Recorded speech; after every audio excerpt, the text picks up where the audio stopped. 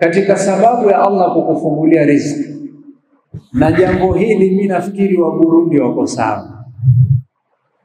Ndugu zangu Warundi wako sawa kwa sababu nimeona yanayonifurahisha. Katika sababu ya Allah kuwafungulia riziki ni mtu kutoa kile kidogo alichokuwa nacho. Allah sema wama anfaqtum min shay'in fahuwa yukhlifu wa huwa khairur raziqin. Na hamtatoa kitu illa Allah ataleta badala yake, na yeye ndio bora katika wale ambao wanaruzuku. Na leo nimehudhuria ujenzi katika ofisi makao makuu ama ikulu ya mufti, nikaona Warundi namna wanavyojitolea na uwezo mchache waliokuwa nao. Nilienda muhadhara nikaona sehemu ardhi wamenunua kina mama na jengo wamejenga wao. Siku ya kwanza kabisa nilipokuja Burundi nikatoa darasa, mambo yanayofurahisha. Na wabashiria, maadamu nyinyi hamwategemei watu wa nje, mwajitegemea wenyewe na mukatoa yale chache mliokuwa nayo, na hamutoi kwa sababu mna nyingi na zimekaa zingine zimekosa kazi, bali mwajinyima kwa ajili ya dini ya Allah, kwa ajili ya khairi, kwa ajili ya umma, kwa ajili ya watu ambao wanahitaji katika jamii, na wabashiria kwamba mtafika mbali. Nikawaambia waumini jana msikitini na nitarudia leo hapa. Nitarudia leo hapa. Waumini msikitini, jana usiku niliwaambia mambo mawili yakipatikana katika jamii mtafika mbali: ukarimu ya wananchi na uaminifu wa viongozi. Narudia tena, ukarimu ya wananchi na uaminifu ya viongozi. Haya mawili yakipatikana mtafika mbali. Lakini ikiwa watu hawako tayari kutoa, hamtaweza kufanya maendeleo. Na ikiwa watu wako tayari kutoa wanatoa, na wenye kupokea si waaminifu, hamtafika mbali. Lakini mawili yakipatikana, ukarimu wenu na uaminifu wao, mtafika mbali. Na hii ndio iliyotokezea zama za Amiri al-Mu'minin Umar ibn Abdul Aziz alipokuwa khalifa, na Allah akafungua milango ya riziki kwa njia nyingi.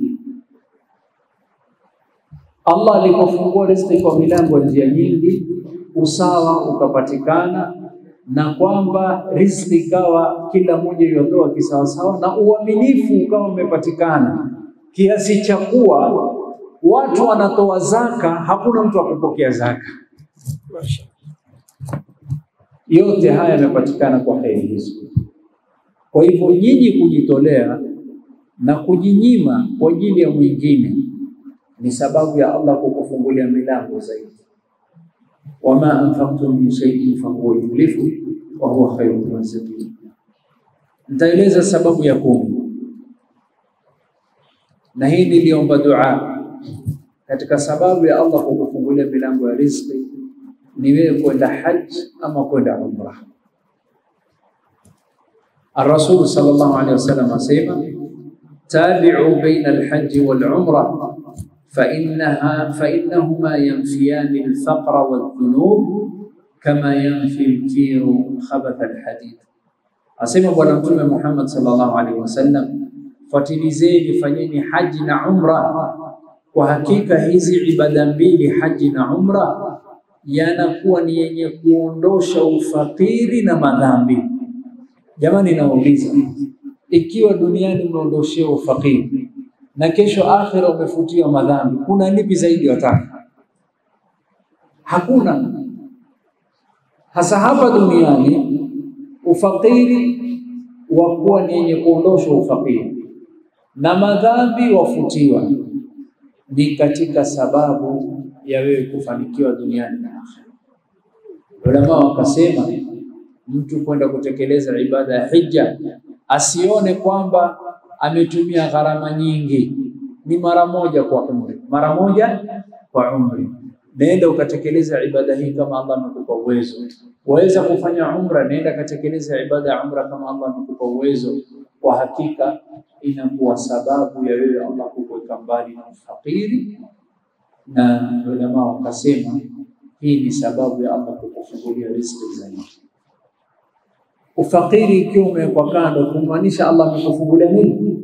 Amekufungulia riziki. Tuombe Allah tuweke mbali na ufakiri na atufungulie riziki halali. Amin. Ngapi hizo?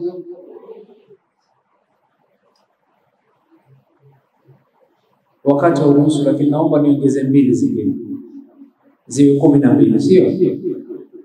Katika sababu ya Allah kukufungulia milango ya riziki ni kwamba usifanye hii dunia kuwa kubwa kupita kiasi.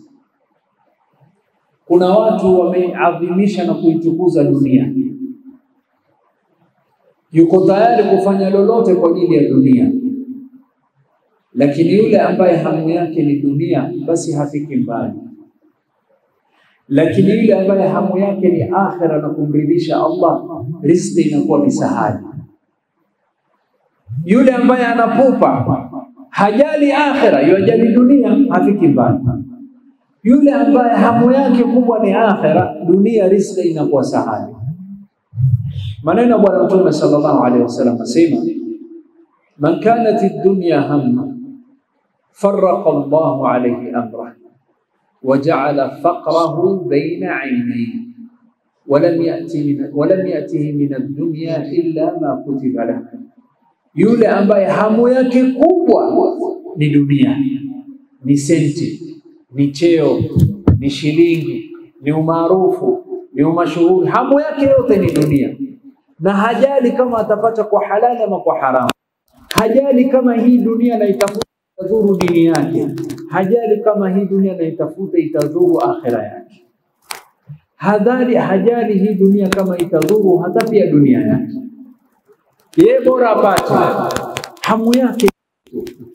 Yule ambaye hali yake ni hivi, asema sallallahu alaihi wasallam, farraqa Allahu alayhi amra, mambo yake Mwenyezi Mungu ataisambaratisha. Akitaka kufanya jambo itamchukua muda mrefu, mwenzake itamchukua muda mchache, siku chache atamaliza.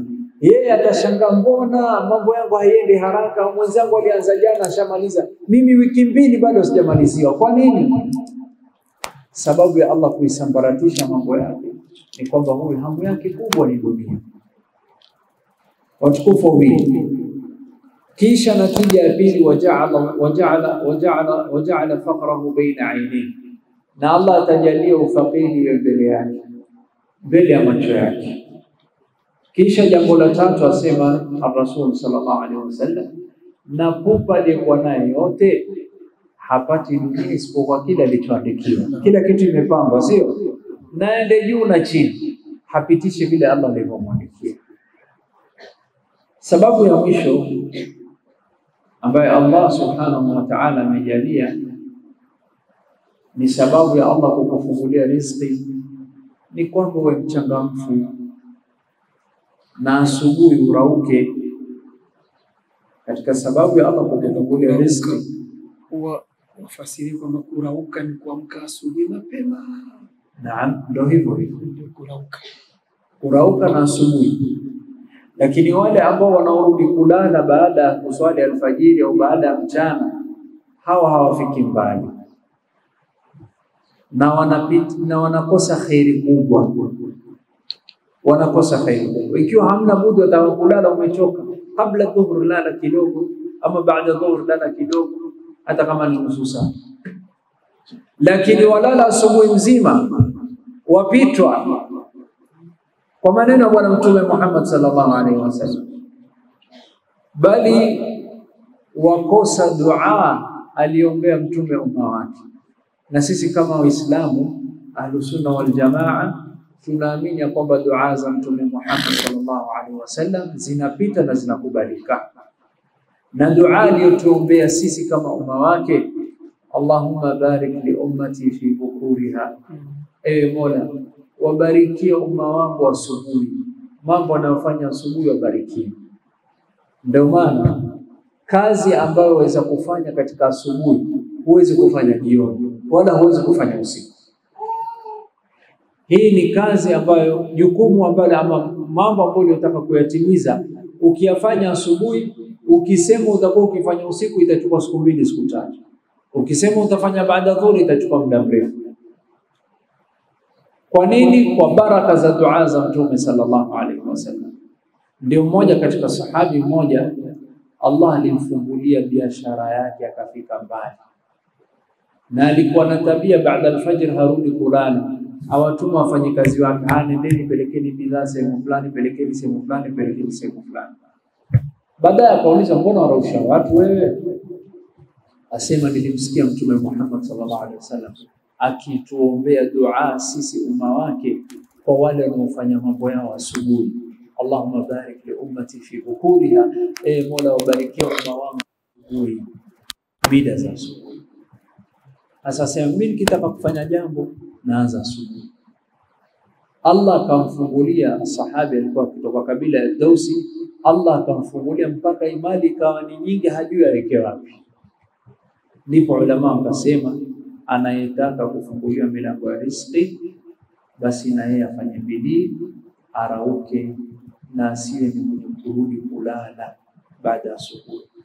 Al-Imam Ibn Qayyim rahimahullah asema, wa nawmu as-subhi au nawmu as-subhati yamna'u ar-rizq لأن ذلك وقت تجلب فيه الخليقة أرزاقها وهو وقت قسم الأرزاق. Asema Imam Ibn Qayyim rahmatullah alayhi, na muda za asubuhi anayerudi kulala basi ni mtu yajinyima na kujikataza riziki. Kwa nini? Kwa sababu wakati huo ni wakati ambapo Allah anawapatia riziki viumbe wake, na hiyo ndo wakati riziki hugawanywa. So ulama wakasema, kama kweli watafuta riziki iliyo katika mikono ya Mwenyezi Mungu, basi changamka asubuhi. Nafikiri imefahamika. Nimepatia sababu 12 na namuomba Allah subhanahu wa ta'ala awe ni mwenye kututilia baraka insha Allah na kutufungulia milango ya riziki.